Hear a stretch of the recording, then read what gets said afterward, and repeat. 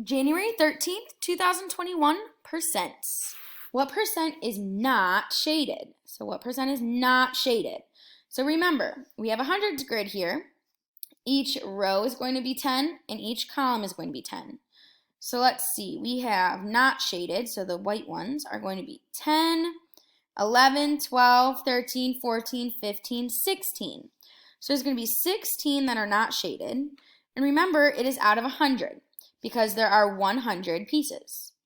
Now, the decimal is 0 and 16 hundredths because you can read that as 16 hundredths. And the percent would be 16%. So that's going to be it for that part. Let's take a look over here on the right side. The directions say what is the fraction, decimal, and percent of the shaded in area. So shaded. So we have one shaded, one shaded, 2, 3, 4 are shaded out of 5, 6, 7, 8, 9, 10 total. I know I kind of went out of order there, but that's okay.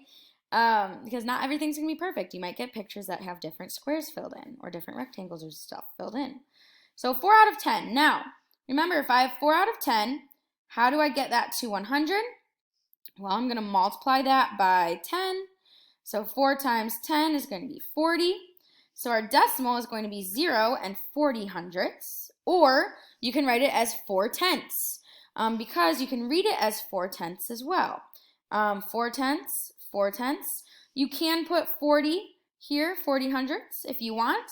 However, that percent, when you do move that decimal over 2 times, that is going to make 40%. That's not just 4%, it's 40%.